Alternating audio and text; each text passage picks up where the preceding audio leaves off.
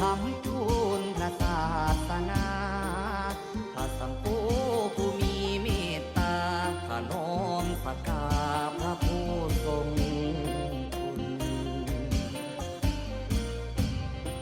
สง่าสมปฏิปทาทั้งสิทาบ่หม่นมองคอยทำงามพุทธคงตามคลองพระศาสดาปฏิบัติงามสมตาสมสิทธยาแห่งหลวงปู่ศรี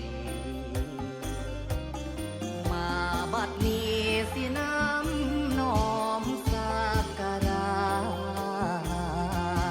ว่าวันทาขมา